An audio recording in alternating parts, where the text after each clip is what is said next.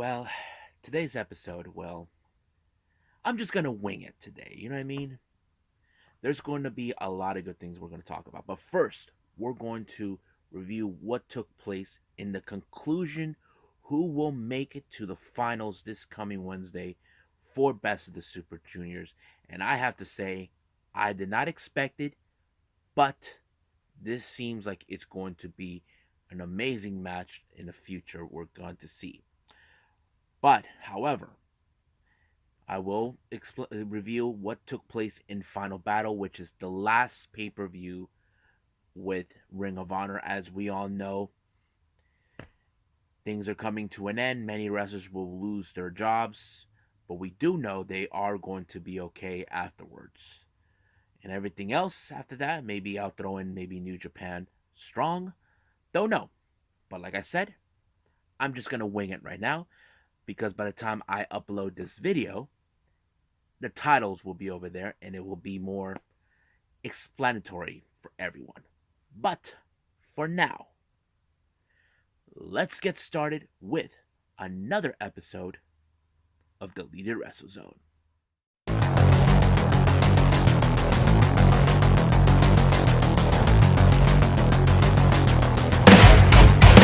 Are you ready? Get up, get up!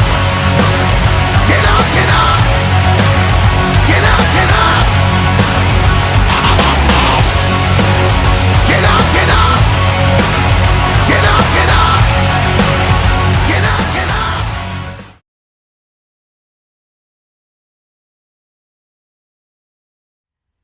Hey everyone, welcome to the Leader Wrestle Zone. All things that it's pro wrestling with AEW, NXT, New Japan Pro Wrestling, Impact Wrestling, the National Wrestling Alliance, various promotions, wrestlers, matches, and championships.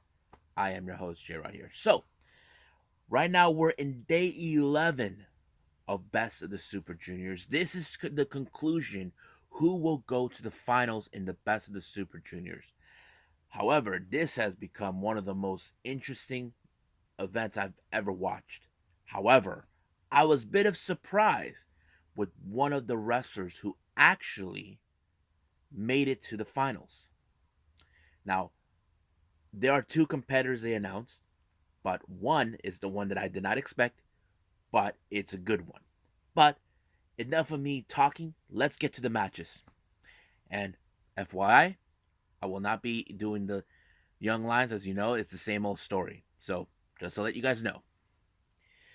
Now, our first match, we have Doiki taking on, of course, Master Wato. It was a pretty good match.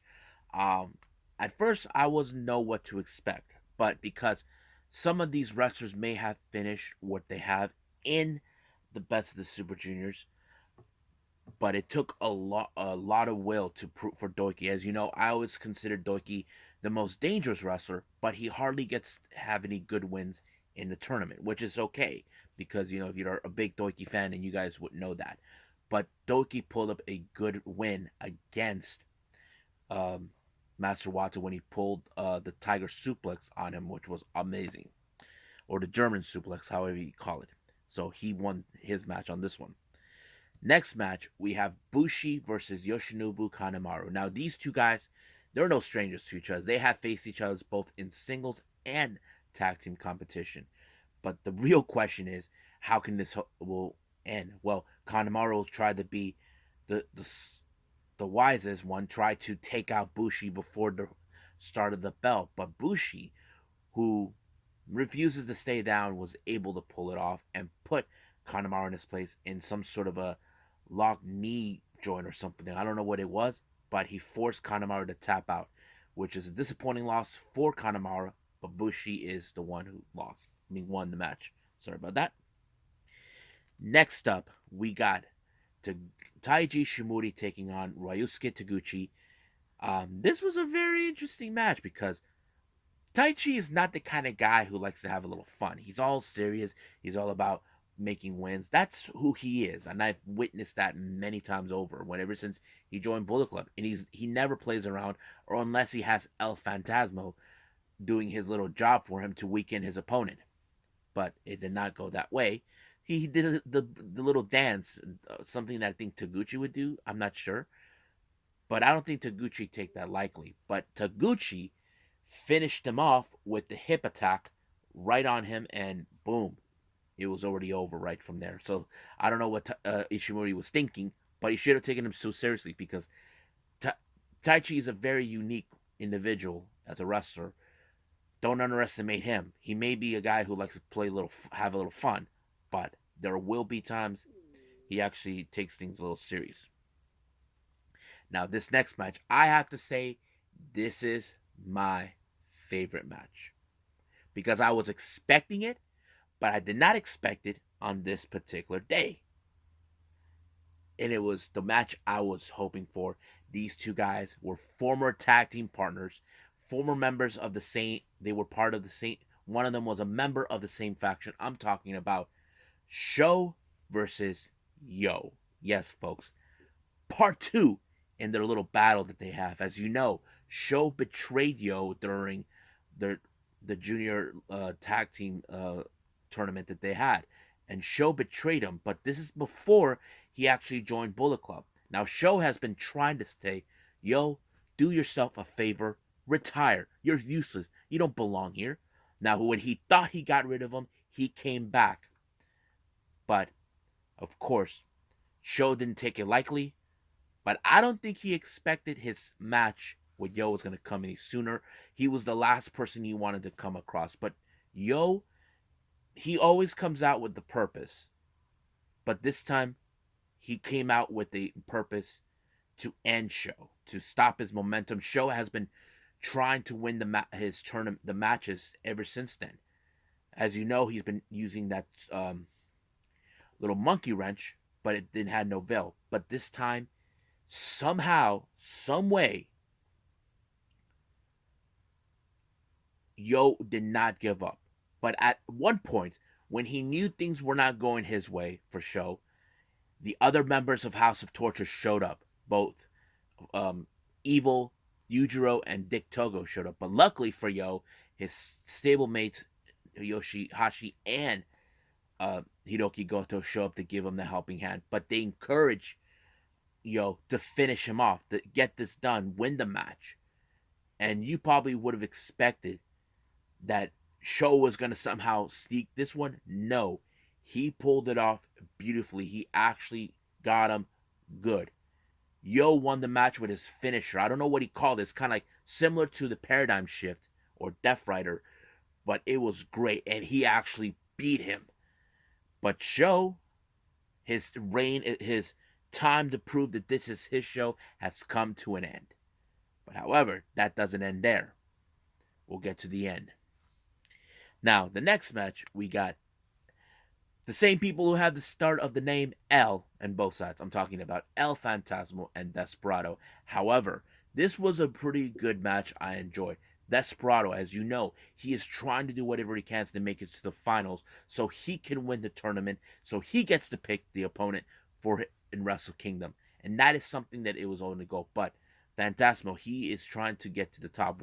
I mentioned before, Fantasmo has never won the IWGP um, Junior Heavyweight Championship before. He has been Junior Tag Champion with Ishimori, but having that individual title, no. The last time he saw someone that he knows wearing it, it kind of broke him. But it was a good match. But however, El Fantasmo got him good with the sudden death on two occasions, one in the chest and then one in the face. I thought it was nuts, but it just appears that Desperado will not get the opportunity to make it to the finals. And neither did Fantasmo, from my understanding.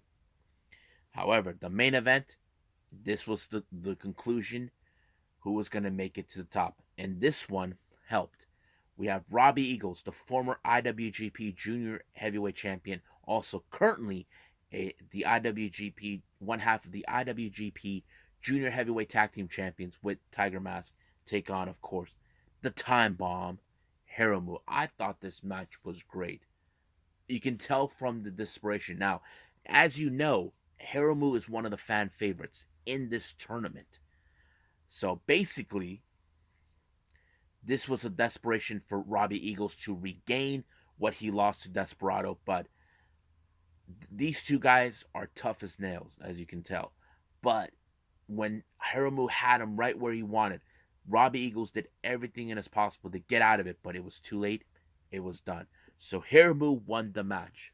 Now, let's get to the point system because this is where it's going to get interesting for all of you. So let's pull it up right now. Ooh, here we go. Ryosuke Taguchi ended with 10 points. Master Wato, 8. Robbie Eagles, 12. Yo, 14. Hiromu Takahashi, 15. Bushi, 10. El Desperado, 13. Kanemaru, 8. Doiki, 6 points. Ishimori, El Phantasmo Show all ended in 12. So the ones who ended in the finals has been announced. And I just mentioned the points. Yo with the points of 14 and Hiromu with the points of 15. So they are in the final. So this is going to conclude who will go to Wrestle Kingdom to challenge El Desperado. So I'm excited for this because right now in the back of it, I would love to see if Yo wins. If he wins this match, he earns the right to challenge for the IWGP Junior Heavyweight Championship. However, if he does win it, there is one obstacle that stands in his way. And that obstacle, I have no doubt in my mind, it's going to be Sho. Sho will feel jealous, feel enraged that he felt that this was his time, his show. And he will not tolerate that someone like Yo took that away from him. But if that happens, we definitely got to wait and see when it happens. And this could be an interesting showdown between these two. And I'm excited to see. But right now, let's keep moving forward.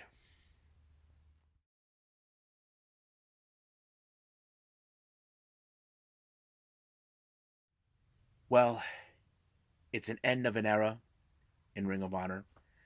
As you know, Ring of Honor are releasing all their talent.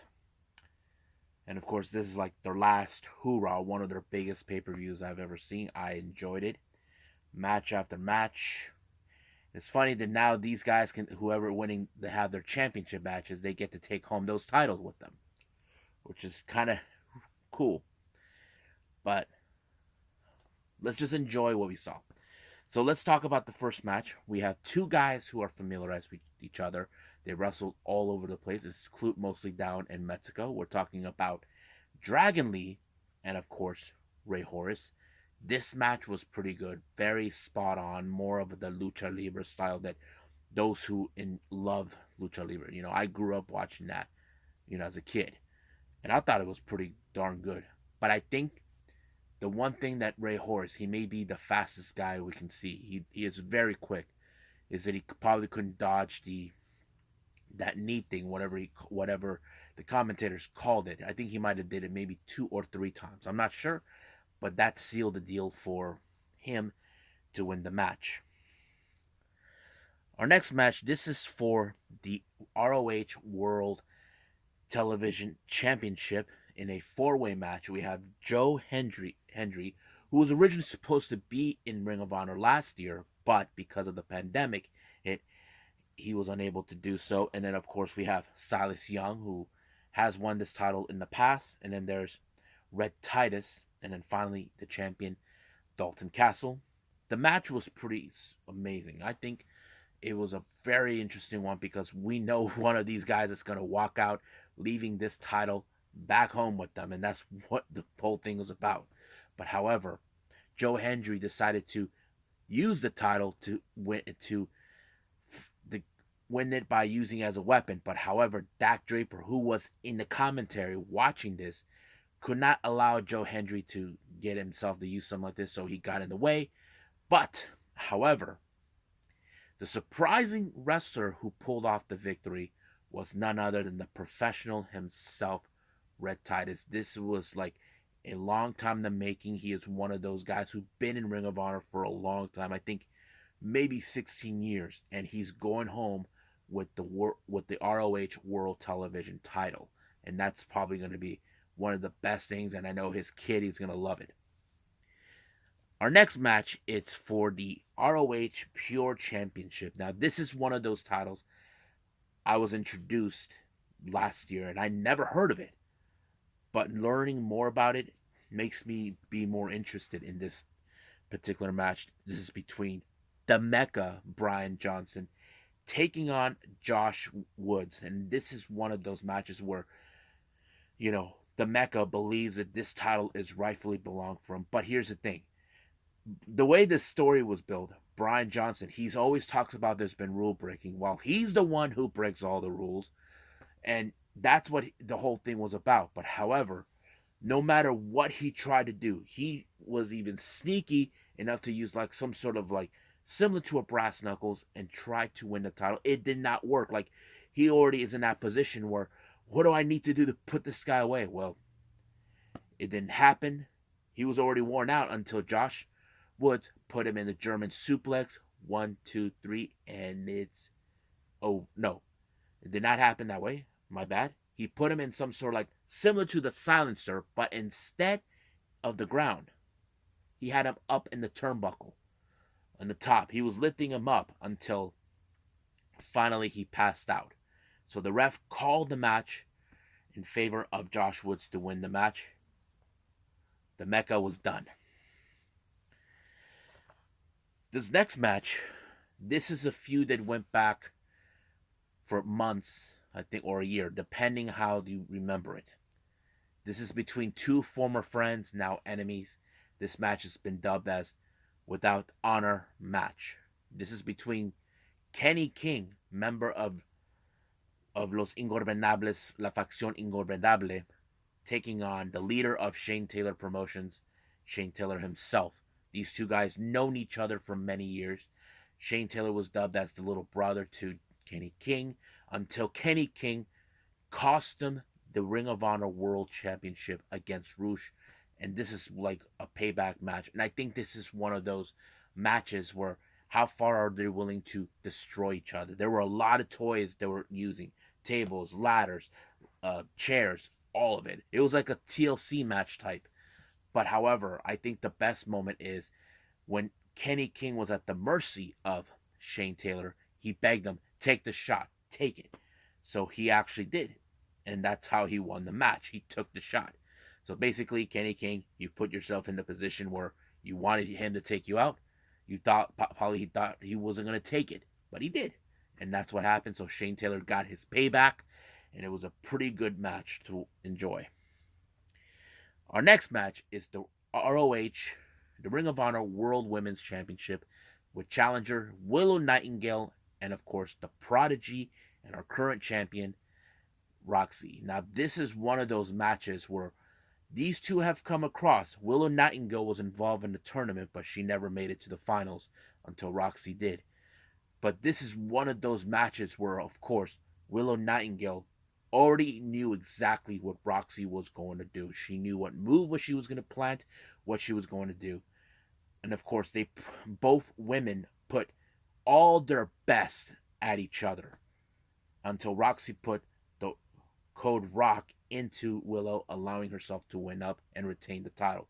But however, the celebration did not end right there. We just had a surprise appearance by none other than the virtuosa and the current AAA Reina de Reinas champion, Deonna Purrazzo. Now, she only appeared because there were people that were comparing Roxy to Deonna Purrazzo. Now, you can say that maybe Deonna Purrazzo took it personally like that. Maybe.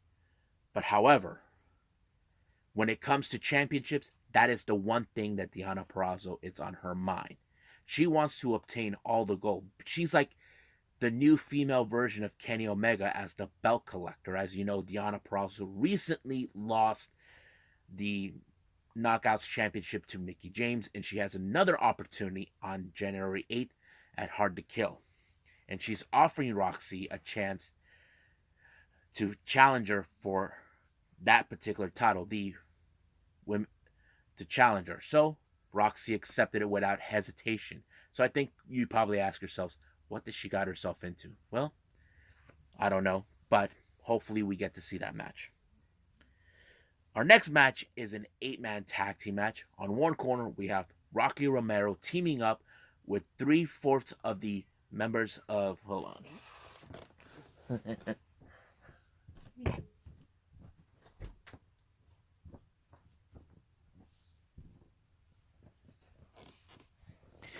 Sorry about that. Come on. Come on. Come on.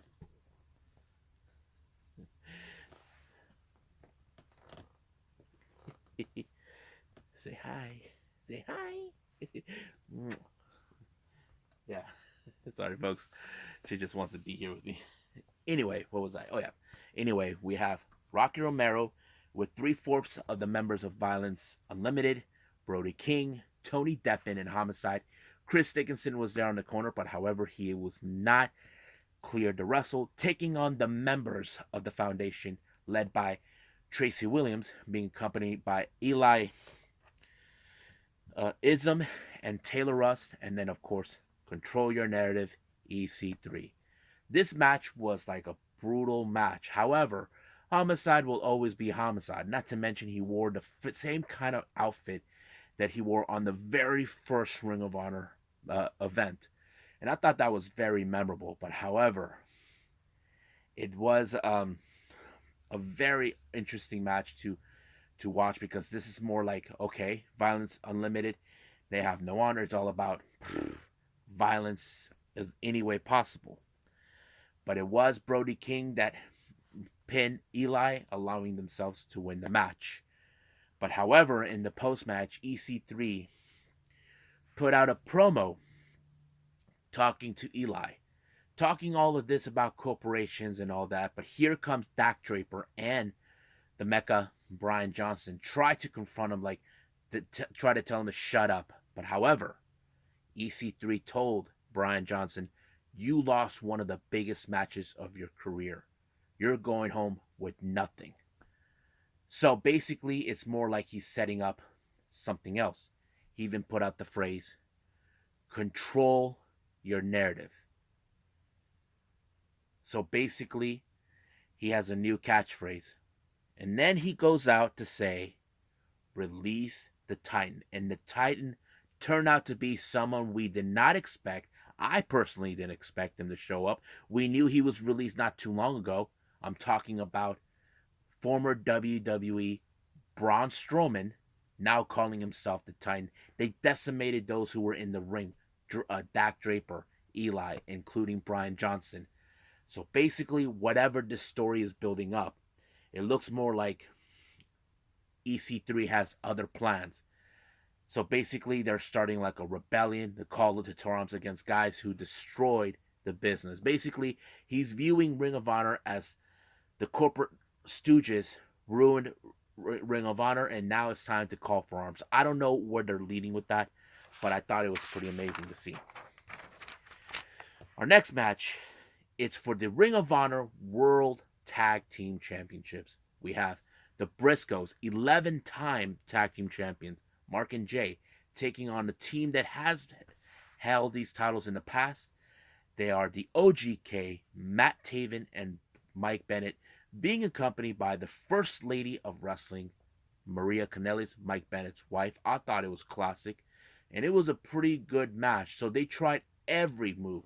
Not only that, one particular move, they've been doing it back and forth. I'm talking about the infamous Warriors move, the Doomsday Device. I thought that was also another classic. But it was the Briscoes that refuses to stay down in order to continue on until they pulled off that one pile driver move. And of course, Mark put up the elbow and bam! 1, 2, 3, they become 12-time Ring of Honor World Tag Team Champions. And of course, as any other, OGK embraced this match, walked out, until the Briscoes got on the mic and put out a promo calling out any tag team that's willing to take him out. And the team that responded to this, I did not expect it, but it was said that they were bringing heat on Twitter. Top guys themselves, FTR, all the way from AEW, they just started the brawl right in the middle of the ring. I thought it was nuts. So I know there's a lot of speculation about that particular match, that we could probably see the Briscoes invade AEW. That is what people are talking on YouTube and, of course, possibly Twitter. Now, do I think that's going to happen? Maybe, but you may never know. Now, our main event is for the original Ring of Honor World Championship. Now, the title that's currently being had by Bandito, he has it still, but he was unable to make it due to the fact that he has contracted the COVID-19. He was replaced by none other than Jay Lethal. AEW Tony Khan mentioned he lent a helping hand for that match. It was pretty good. However, there is like a sense of poetic justice in this type of match. As you know, Jay Lethal had beaten the Jonathan Gresham multiple occasions. He already had Gresham's number, but this is one of those matches where, Jonathan Gresham has to step up. He looked up to Jay Lethal, and now he has to prove himself. He is worthy. And I thought it was a pretty good match. I'm like, wow. This is two guys. You got one guy, Jay Lethal, who's already been the world champion before. Then you got Jonathan Gresham. He is the one who hasn't held this title before. He is the one who brought back pure wrestling back into Ring of Honor. I thought it was amazing. And then, of course, at the moment, here comes the locker room to show support to Jonathan Gresham. And until finally, Gresham put Lethal in the octopus, forcing him to tap out and becoming the new Ring of Honor World Champion. And of course, his wife, current Impact Wrestling knockout star Jordan Grace, was right there to embrace her husband's big win. Now, the real question is what he's going to do with that title, since he probably will be at other locations, and not to mention his promotion that he started with Baron Black. Terminus, I don't know. But what I did look about this majority of the time, what I did notice in the entire pay-per-view, former Ring of Honor alumni gave their thoughts about how much Ring of Honor meant so much, the opportunities they gave them, and all these guys. And here are the ones who sent videos to them. We have current Impact Wrestling star Eddie Edwards, the AEW World Champion Hangman Adam Page, the Zombie Princess Jimmy Jacobs, of course, the man, the myth, the legend CM Punk, current AEW star Adam Cole, and of course his buddies, the Young Bucks, and we cannot forget Bryan Danielson. All these guys gave their thoughts and all this, and I think it was a pretty good way to end this. It's an end of the era, but I don't know what the future will hold. But I can't wait to see what's going to happen in April. And if I don't like it, then I won't talk about it. But if I do like it, I will probably do it. And I think that's pretty much it. So let's keep it rolling.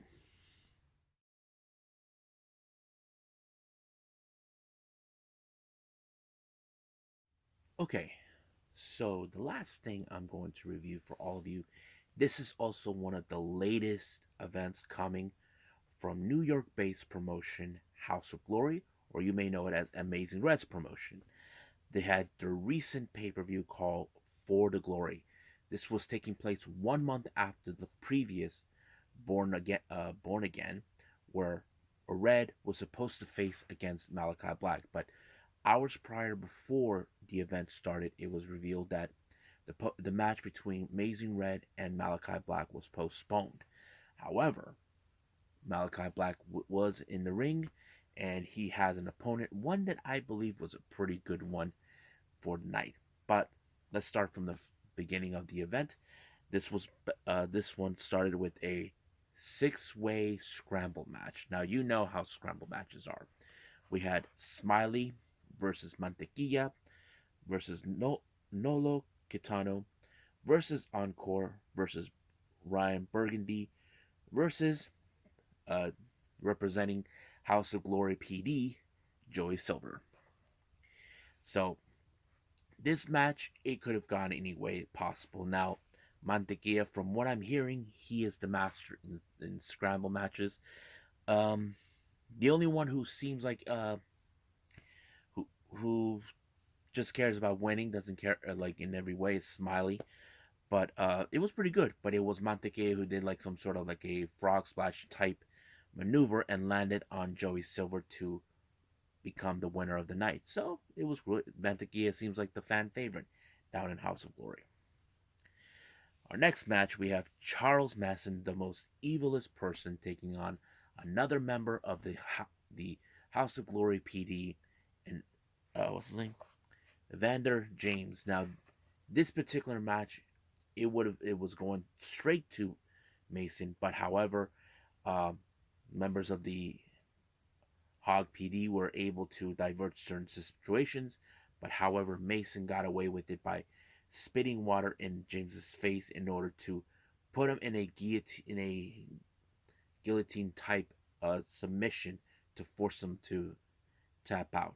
So basically, the bad guy got away, and the good guys don't have their man. Now, our next match is a tag team match. We have the main event consisting of Jay Lion and Midas Black taking on the Bollywood Boys. Yes, folks, you heard me correctly. The Bollywood Boys, who were released by WWE, made their House of Glory debut. They have new names, so there's Gurg and Harv Sira, which is okay. The match was like practically, you can tell the Bollywood Boys were in this one as the heels because the main event tried to mock them in every aspect, and that's what they did.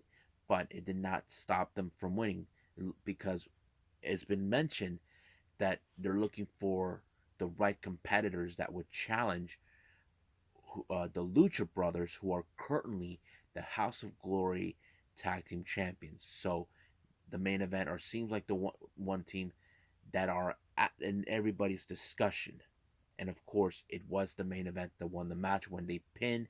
Don't remember which of the Bollywood Boys was pinned and allowed them to continue on. But however, Bollywood Boys decided to attack them because they did not appreciate they lost. But out of nowhere, here comes familiar faces who came from House of Glory, currently AEW stars. I'm talking about Private Party, Mark Quinn and Isaiah Cassidy. It was great to see them. They came to help main event, but it looks like they had another agenda. Not only that, they even called Matt Hardy. Looks like that now that they're back at House of Glory, it seems like they got the tag team titles on their mind. So they want to obtain it, and even Matt Hardy will do whatever it takes to make sure they get these tag titles. Our next match, we have Ken Broadway versus TJP. Now, a month ago, TJP lost the Crown World Championship during a triple threat match to Loki, and apparently this was more of a payback because after that particular match, Ken Broadway decided to help Amazing Red when he was being viciously attacked by, of course, TJP's boss, the leader of the United Empire, Will Ospreay, and Ken Broadway got in the way. But however, TJP, the only reason Ken Broadway decided to challenge TJP was because he called him a traitor. He was someone that he looked up to. But this particular match was more like TJP tried to prove, you're beneath me. I'm the better person than you. But no matter what TJP did, he threw everything he had on him, especially the Black Mamba splash. It did not have no effect. So Ken Broadway was in that mode where he was never say die type. And that's what he did until he finally got his hands and pinned TJP for the victory. And I believe this is going to be a very disappointing loss for TJP, and possibly Will Ospreay not be happy about it. Now, our next match, as I mentioned before, this was supposed to be the main event, Malachi Black versus the Amazing Red. But however, they found a suitable replacement, and that replacement was none other than former WWE superstar, now goes by Buddy Matthews. This match was nuts. I was like, wow. They even took it outside in the audience. I was like, this is a really classic match. I'm like, enjoyed it. But however, what the commentator says, These guys have come across each other before. This is their fifth time actually come acrossing, and I was like, wow. But however, the Black Mass did his job, taking out Buddy Matthews, allowing for Malachi Black to to win the match. But however, our main event that was later, it was for the House of Glory Crown Jewel. Loki comes up trying to find a competitor to challenge, but however, he looked at Malachi Black, but Black says that this is going to be another time. Then he looked at Buddy Matthews. Matthews didn't want no piece of it, but the challenger that accepted it was none other than AEW star Eddie Kingston. This match was insane. I was like, they were throwing everything, chops, kicks, whatever. The match was unbelievably that good. But however, it was ruined by Buddy Matthews when he attacked Loki, allowing him to retain the title, ending the match in a no DQ. But as soon as it was over, both Kingston and Loki got their payback against Buddy Matthews for ruining the match. Kingston even put out an amazing promo saying how much he praises Loki for who he is, one of the best wrestlers that he's known. We all know Loki was only in WWE for a short time, but he will always be one of the best wrestlers. He was the first ever three-time junior heavyweight IWGP champion. I was like, wow. So it was a good of a praise, and I think this show was really good. I can't wait to see when the next one will come out. I'm excited for more House of Glory. I hope you guys too. But right now, I wasn't planning on doing this, but this information came up and it needs to be part of the news update. So let's do that right now.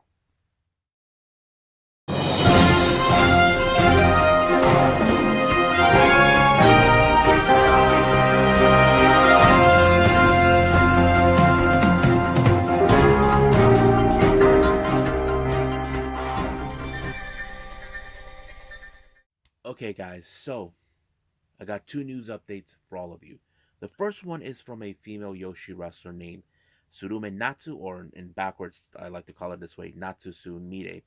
It was announced back in the late September by Stardom that she departed from the company, um, and also from the stable she was in. She was with a member of Oda Tai for a couple years. Um, the last thing I remember from her, she was injured. She was out. She was part of the new revival of Odatai. If you guys remember, Kagetsu retired back into early 2020. Uh, Natsuko took over as a leader, and because of that, Natsusurime was still remained. They even her and Natsuko became the artist champions. But however, she got injured, she was out, but now new information has come out that she's dealing with mental health. I don't know if that's 100% confirmed. I'm trying to find out more information about that. But to clarify, um, Tsurume was not officially exclusive with Stardom. She was not official of the roster, but she was mostly a freelancer. That's what she was, and practically she is no longer with the company. But I hope if she is dealing with mental illness, hopefully she gets better and hopefully she gets all the help that she needs. Now, speaking of Stardom, this information just came out this today. Stardom has I mentioned before, Stardom will be participating in night 2 of Wrestle Kingdom 16th at the Tokyo Dome on January 5th of 2022. Now, however, it was still unclarified who was participating. During a Stardom event, there was a match between the current champions Utami Hayashida, Tam Nakano versus Suri and Sayaka Mitani, since they're going to be facing each other on the 29th of this month. Um, they actually put all four of them, plus bringing Starlight Kid represent each to be part of this. Each person was representing their team. Suri representing DDM, Mayu Itani representing Stars, Tam Nakano Cosmic Angels, Sayaka Mitani Queen's Quest, and then finally Starlight Kid Oda Tai. So the idea was who is going to participate. Suri was the first one to pick up the stick. Instead, each of these, if you guys recall, there's this thing where they pull out these sticks and there's in the tips the coloring. The one that Suri picked up first, she was the first one to volunteer. was all blank, so that means she was out. Then all of a sudden, Mayu Iwatani was the next one. She pulled out a stick with the red tip, the blue tip, and then finally Tam Nakano volunteered herself. She ended up with the red tip. Now, Kid and Saya Kamitani were the last two, so each of them pulled a stick at the same time, but it became the weirdest pairing ever of the matchmaking.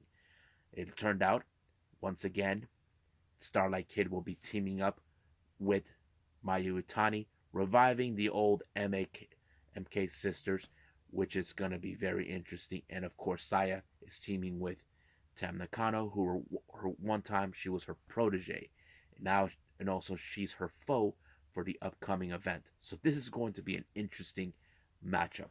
I'm kind of excited to see this. I hope I get to see it because it's going to be fun. And of course, a lot of fans don't know who they are, but those who don't know them, you guys are in for a treat. Well, I hope you guys enjoyed this episode.